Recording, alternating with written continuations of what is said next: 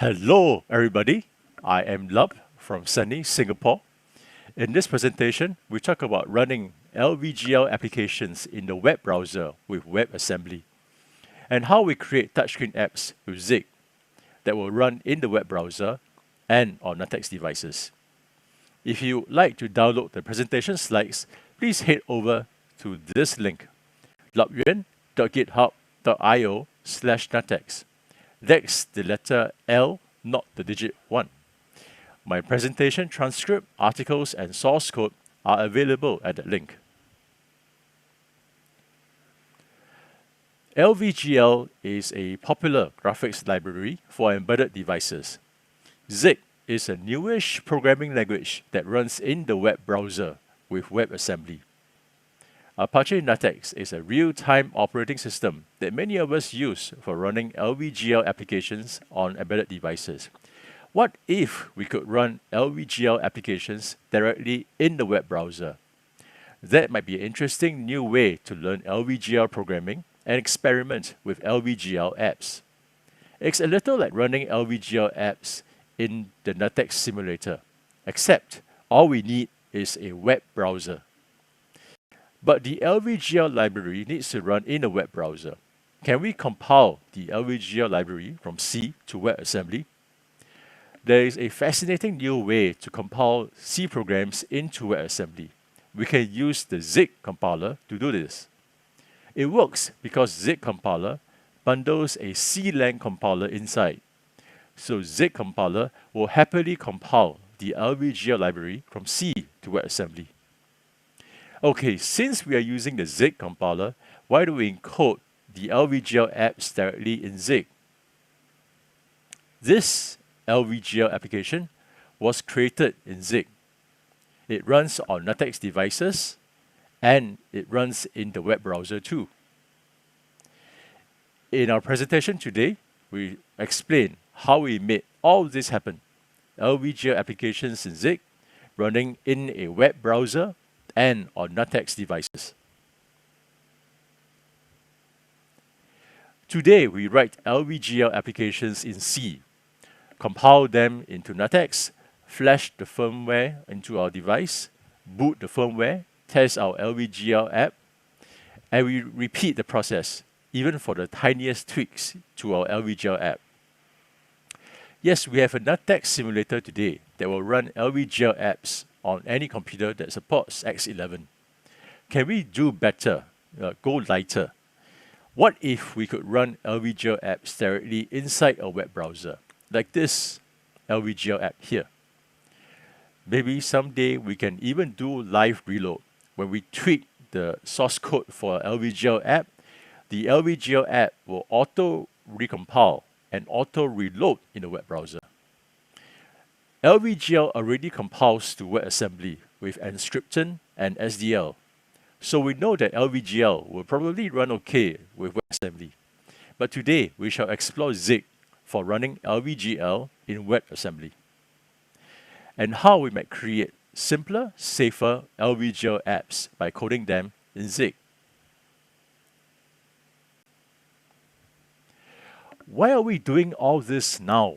Why are we giving special attention to LVGL touchscreen apps? Well, something fascinating has happened over the past year. Let's call it NuttX Next Gen. Traditionally, NuttX runs on 32-bit microcontrollers with tiny displays. But over the past year, NuttX has evolved to run on 64-bit smartphones and single-board computers, like PinePhone, PinePhone Pro, and Star 64 JH7110. These modern gadgets have enormous displays. NuttX finally goes high definition. But with enormous displays comes great responsibility to provide a simpler, easier way to collaborate and create LVGL apps for these modern giant screens. Right now, we are busy building NuttX drivers for these next generation devices, and we welcome your contribution. Hopefully, everything that we discuss in this presentation will make it easier to create LVGL apps for the next generation of NuttX devices. We begin at the bottom of the stack and understand how Zig works with WebAssembly in the web browser. Later, we shall compile LVGL to WebAssembly to handle the LVGL input and LVGL display in the web browser. Finally, we put everything together to build a graphical user interface that runs in the web browser and on PinePhone. But first, why are we doing all this in the Zig programming language? Well, Zig works well with C, so importing LVGL types and functions into Zig is a piece of cake.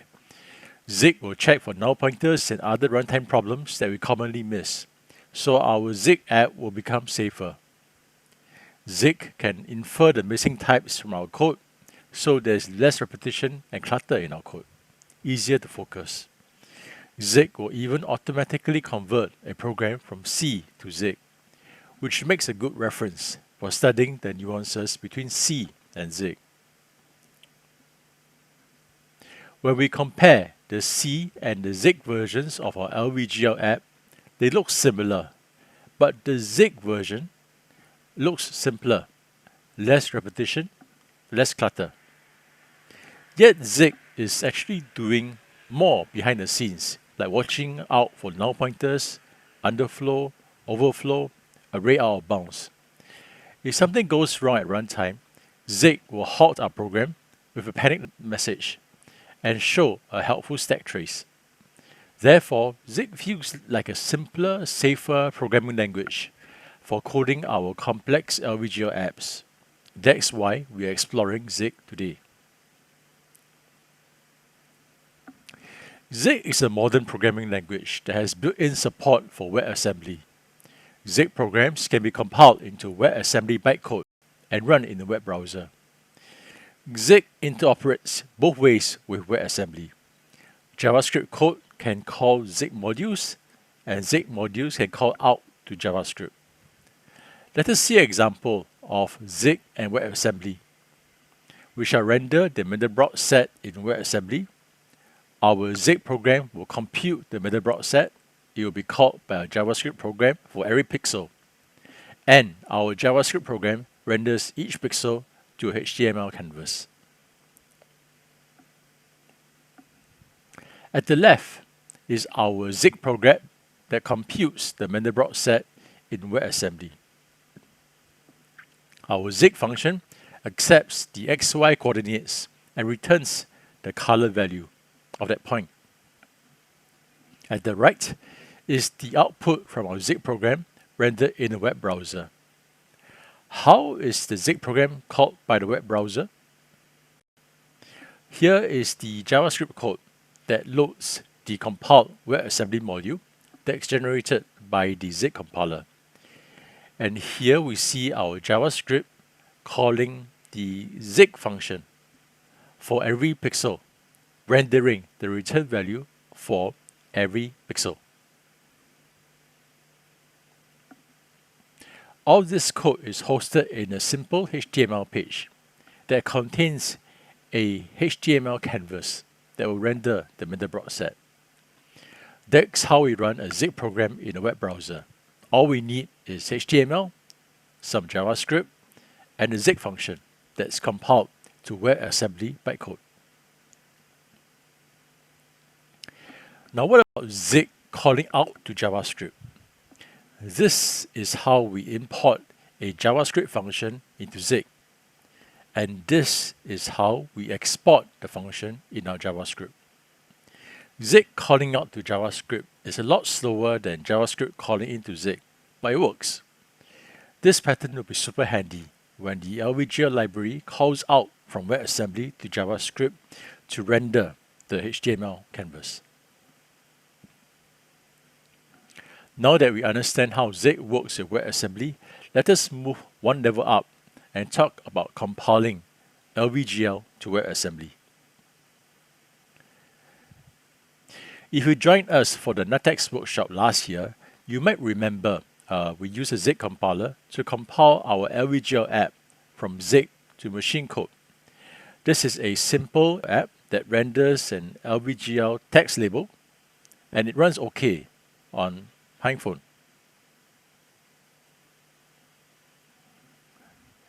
But can we take the exact same LVGL app and run it in a web browser? Zig compiles to WebAssembly, so that helps a lot. But we also need the LVGL library to be compiled from C to WebAssembly. Thankfully, Zig compiler can help. Bundled inside the Zig compiler is a CLang compiler that works great for compiling C code to WebAssembly, which means the same Zig compiler can compile our LVGL app and LVGL library to WebAssembly. WebAssembly can't render directly to the HTML canvas, and WebAssembly can't capture mouse input directly. So we will write some helper code in JavaScript. Remember we said that Zig compiler will happily compile C code to WebAssembly? This is how we call the Zig compiler to compile a single LVGL library source file, LV label, from C to WebAssembly. And we repeat this for every C source file in the LVGL library, automated with a build script. When we run the LVGL library in a web browser with WebAssembly, the LVGL library expects us to provide some low-level functions that are specific to the WebAssembly platform, like for handling LVGL timers, loggings, and assertions. We implement these platform-specific functions in Zig and connect them to the LVGL library. So how do we implement LVGL logging in Zig? We simply call out from Zig to JavaScript and print the LVGL logs in the JavaScript debug console. That's why we call console.log here. In the upcoming slides, we will see this common pattern. LVGL library calling Zig functions, calling JavaScript functions, and back. Zig becomes a glue that sticks the JavaScript world with the LVGL WebAssembly world. So we have just compiled the LVGL library into WebAssembly. Now we call the LVGL library to render the graphics display. It looks messy, but this is how we render the LVGL display with WebAssembly. At the left, we have the LVGL library in C, compiled to WebAssembly. In the center, we have our Zig code that glues everything together in WebAssembly. At right, we have our JavaScript code that calls the WebAssembly code. LVGL library draws the display pixels into a canvas buffer in C. When the library has finished rendering the entire display, it calls our flush display function in Zig. The flush display function calls out to JavaScript to render the memory buffer to the HTML canvas.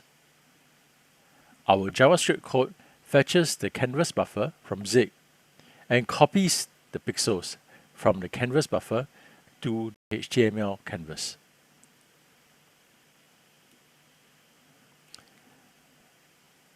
Let's look at the code. Remember our Zig function that's called by LVGL to flush the display? This is how we implement the function in Zig and WebAssembly. LVGL library calls this function when it's done rendering the entire display. We call out to JavaScript to render the canvas buffer, and we notify the LVGL library that the display has been flushed, so that the LVGL library can render the next frame of the display.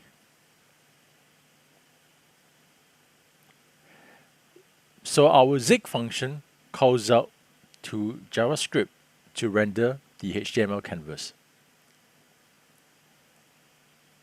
This is how we render the HTML canvas in JavaScript. We read the canvas buffer from Zig, copy the pixels from the WebAssembly memory into the HTML canvas, and the LVGL display magically appears in our web browser. But there is a catch. LVGL library won't call our Zig function to flush the display unless we trigger the LVGL background task. This is the simple, naive way to trigger the LVGL background task. so that the display will get flushed periodically. We can do this in Zig, but because the event loop is stuck in Zig, we won't be able to handle mouse input that's happening in JavaScript. So we move this code out into a JavaScript timer. Here is the proper way to handle LVGL tasks in JavaScript. We have an event loop that executes LVGL tasks periodically. We also pass the actual elapsed time from JavaScript into Zig and LVGL, since WebAssembly doesn't actually keep track of system time. At startup, we initialize the LVGL display. We set the custom logger for LVGL. We also set the LVGL display buffer and the display driver. Then we register the LVGL display driver, render the LVGL widgets, and handle the LVGL task. That's the JavaScript timer that we saw earlier. Note that we use a Zig memory allocator. That's because WebAssembly doesn't provide the malloc function for dynamic memory allocation. So we implemented malloc ourselves in Zig.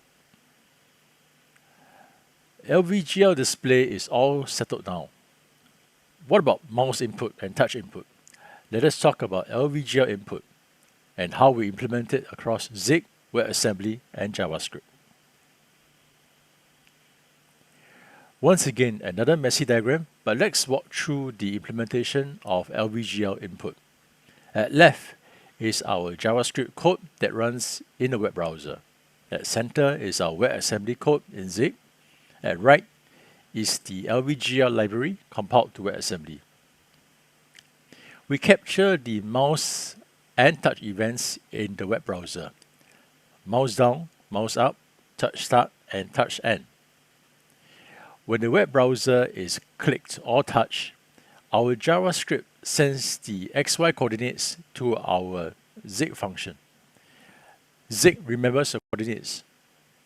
How will LVGL library receive the coordinates?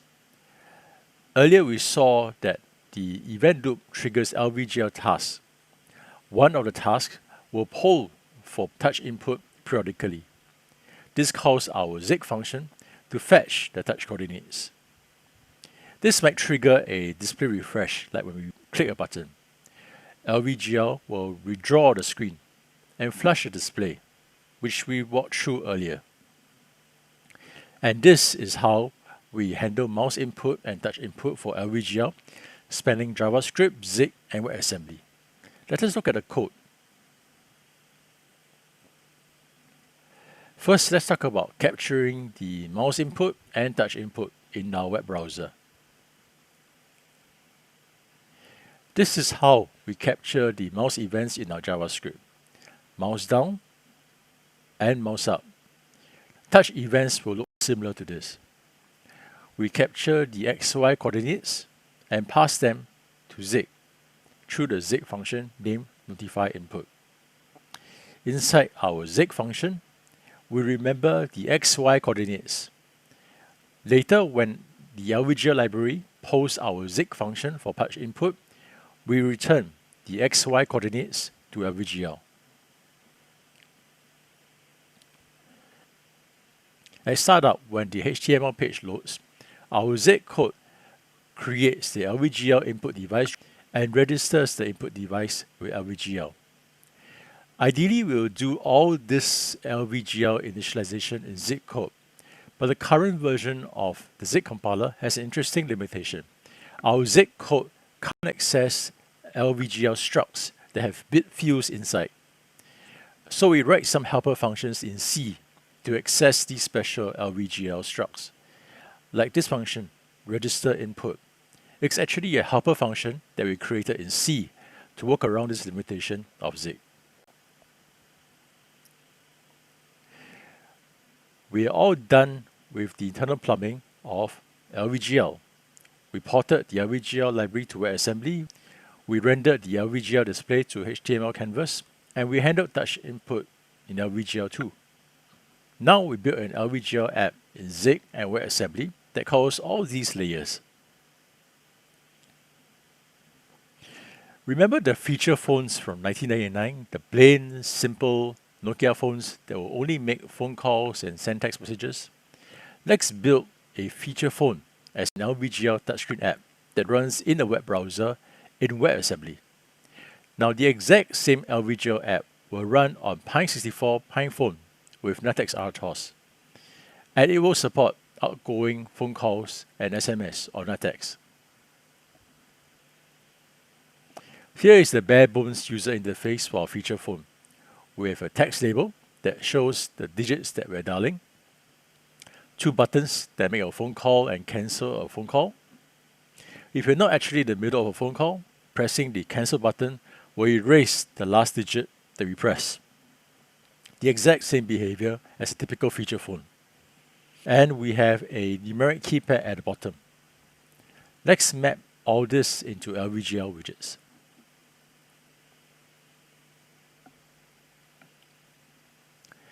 To keep the LVGL widgets neat and tidy, we divide the screen into 3 LVGL containers. One LVGL container for display digits, another LVGL container for the call buttons, and a third LVGL container for the digit buttons. Inside the LVGL containers, we have LVGL labels, like this LVGL label that shows the number that we're dialing. And we have LVGL buttons, like these buttons for call and cancel. Here we have an LVGL container with 12 LVGL buttons inside. We could have used a LVGL button matrix, but let's do it the boring way. To make this work like a feature phone, we handle the presses of the LVGL buttons and we update the LVGL labels. This is how we do it in Zig. Our entire feature phone interface is an LVGL app created in Zig. Hopefully, with Zig, our code looks a little cleaner and we have fewer problems with bad pointers. This is how we create an LVGL button in Zig. And this is how we set the event callback for the LVGL button. Event handler is our Zig function that will be called by LVGL when the button is pressed. Call labels, this is a list of button names, call and cancel. This neat for loop will iterate through the list of button names and create an LVGL button for each button name. This Zig code looks neat and concise. This is how we handle the button press in Zig. The event callback function that we created in Zig. We read the event code, we fetch the button text to figure out which button was pressed. Now this code looks a bit messy because we are converting the button text from a C string to a Zig slice, which is a safer way to handle bounded strings in Zig. We take a quick peek at the rest of the code in our event callback function. If the call button was pressed, we call the phone number that was dialed. If a digit button was pressed, we append the digit to the phone number. This looks easy, but there's a catch. The way we implement the call number will be different for WebAssembly and for NuttX on PinePhone. For WebAssembly, we will simply display the call number on a debug console. But for PinePhone, we will trigger a request to a NuttX modem to dial the number. Thankfully, Zig compiler lets us import target-specific functions, and the compiler will select the right function at compile time. Zig compiler supports this compile time switch. If we are compiling for WebAssembly, call these WebAssembly functions. If we are compiling for NuttX, call these NuttX functions instead. So our call button will work differently on WebAssembly versus NuttX. This means our Zig code at the top level will be exactly the same for WebAssembly and NuttX, just that the low-level code will differ for the two targets. In C, we would do this by linking two sets of libraries, but in Zig, we can specify this at compile time.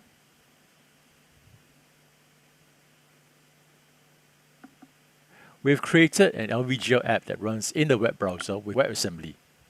And the same LVGL app runs on PinePhone with NuttX. Maybe someday we can drag and drop to create an LVGL app in a web browser. That would be awesome. In case we were wondering how our LVGL app will make phone calls, inside PinePhone is a 4G LTE modem. NuttX will send commands to the LTE modem over the UART serial port to make phone calls. To make phone calls, NuttX will send 80 commands, like these. We tested these commands with NuttX on PinePhone. The same commands will probably work on PinePhone Pro too. I hope our presentation today will be helpful to folks who are creating LVGL applications for the next generation of NuttX devices like PinePhone, PinePhone Pro, Star64J7110, and IMX8. These devices have enormous screens, so it takes more effort to design LVGL apps correctly. Hopefully, the tools that we have discussed today will be helpful as we create new LVGL applications for smartphones, single-board computers, tablets, laptops, even handheld gaming consoles. Everything that we have covered today is documented in these articles. We begin with the LVGL support on PinePhone. Then we created the LVGL terminal app for NuttX. We started experimenting with LVGL in WebAssembly. And finally, we created the feature phone app in Zig. Everything that I presented today was made possible by the awesome NuttX, LVGL, and Zig communities.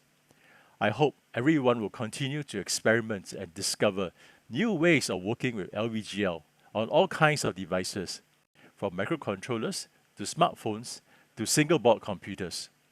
And hopefully, we will see more really cool, useful, and sophisticated LVGL applications real soon. Thank you.